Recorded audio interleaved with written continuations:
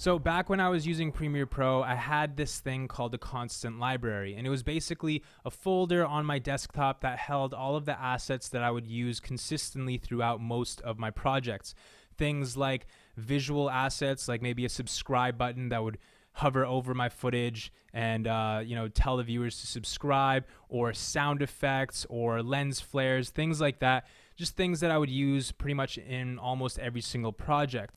The constant library was basically the only way for me to bring those assets into each new project in a relatively quick way. So when I'm editing the next project, I can quickly access all of those assets because they're already within my project. Back then, I wish that there was a more integrated system within Premiere Pro that would allow me to do this, but there wasn't. But fortunately, within DaVinci Resolve, we have a solution to this, and it's called Power Bins. Power Bins allow us to access any media that we put in them throughout any part of the editing process, as well as any project within your database.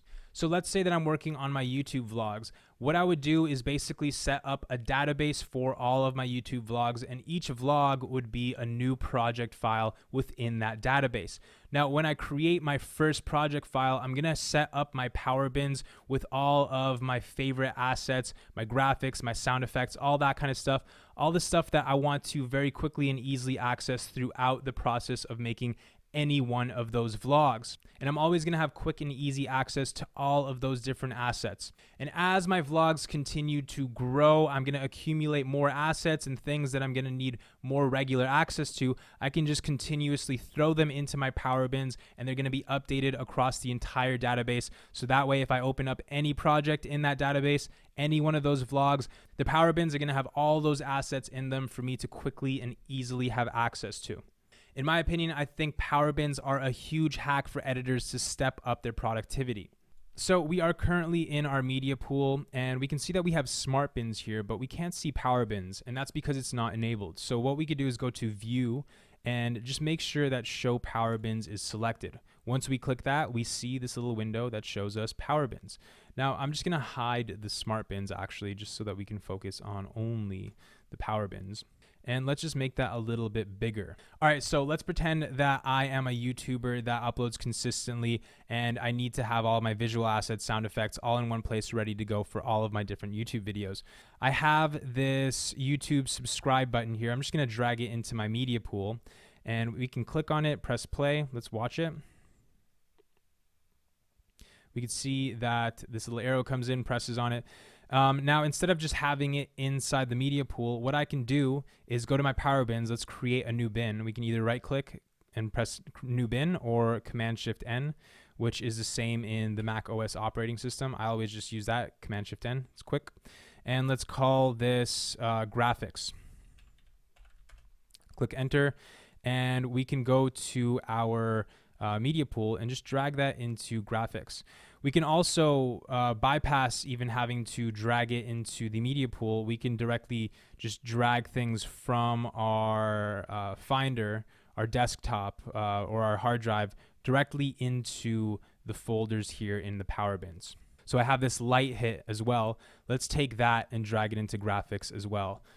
So I'm actually gonna have to drag it into the media pool area here. So now within this graphics folder we've created, we have both Light Hit 1 and YouTube subscribe button. Now when I'm in my timeline later on, I can go to my Power Bins here and quickly sort through all the different folders that I've created to access all the different assets that I might need on a regular basis for all of my videos. We can create more folders over here, Command Shift N. Maybe we make another one called sound effects. Now we can see that sound effects is a subfolder of graphics. Now we could just take that, drag it out here, and now it's its own folder underneath the master folder. Now, just like I said before, the thing about Power Bins is that they will only stay consistent within your one database. So if I open up my project manager by pressing this little button down here, or Shift 1, we can see that all of these are databases here. These are different databases, and each database can hold like an unlimited amount of project files, right? So we could see in this database, OnePlus, we only have one project file here. But if I create a new project here, we'll call this test, click create. when we open up this project file, we can see that our Power Bin folder here is the same, and it contains all the same assets that we put into it from our previous project. Now, if I choose to update it again here, I have this photo. I can throw it in there, and if we press Shift 1, we go back to our project manager. We will see that the Power Bins folder has now been updated. So we'll go into our Power Bin here. We can see that within graphics, the photo has been updated here as well. So it doesn't matter what project file you're in, whatever you do in the Power Bins window will update across the entire database, and you'll be able to access all those files in every single project file in that database. So keep that in mind. If you are working on a different database for each project, you're not going to have the same access to the Power Bins as you would on different project files within one database. Now, we can actually drag media straight from our timelines as well right into our Power Bins. So let's say that there's a clip that we really like. We can see ourselves using this a bunch throughout the next couple of videos that we're working on. We can just simply take that and drag it right into the Power Bin, and it will show up in there as well. I'm stoked that we can do this. That way we don't need to go into the media pool every time and find the clip there and drag it in. We can simply just take the clip directly from our timeline, drag it right into the Power Bin of our choice. Now, there's one thing I should mention about Power Bins, and that's the fact that we are not able to drag in timelines, compound clips, or fusion clips. So let's say I'm in my timeline here and I've created a new compound clip. Let's say I like these 3 clips together and I've compounded them, which is Command E. We can just compound it. It makes it into one clip. If I try to drag that compound clip into my Power Bins, I'm going to receive an error message, and this basically tells me that I'm not able to do this. It says multicam, compound clips, fusion clips, and timelines cannot be placed into Power Bins. Now, myself and a lot of other editors working in DaVinci are hoping that we get an update in the future that allows us to bring in compound clips and fusion clips and stuff like that for quick and easy access in other project files. But right now we are unable to do that, so that's definitely something to keep in mind. So another cool thing about Power Bins is if you drag a clip in there that has some effects or some time remapping applied to it, it's going to save that data with that clip so that when you open up that clip or that piece of media in another project, it's going to have those same effects applied to it.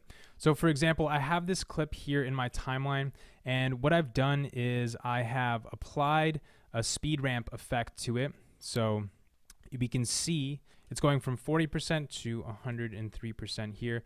And I've also animated a box blur effect on it. We can see that it's applied here. And if we go down to this menu here and select box blur, we can see that we are animating from this value to this value here. So there's a couple different things going on this effect. And if we take this clip with these effects applied to it and we drag it into our Power Bin here, we can see that it's applied. So if we double click on this clip, we can watch it in the preview here. But the thing is, we are not going to watch it with all the effects applied. We can see that there is a speed change there. It's a little bit choppy right now, but there's a speed change, but we don't see the box blur. So if we take our clip and drag it down into our timeline, we can see it here. I'll just zoom in on it. And if I go to the effects, we can see that box blur is applied to it. And if we click Command R, Command Shift R, we can see that that same speed ramp that we've created earlier is still here. Same thing goes with the other project files as well. So if I press Shift 1, I access my project manager. Let's go back to that test project that we've created. Now in here, we can access the Power Bins. I see that same clip here. If I double click on it, we can see the box blur effect isn't applied.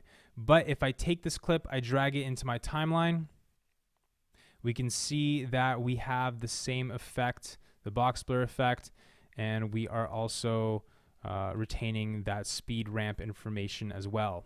So that could be very useful to, first apply the desired effects to the clip, change it up, make it exactly how you want it, and then drag it into your Power Bin. And in this case, what I would do is probably at the end of the file name, label it. So I'd say box blur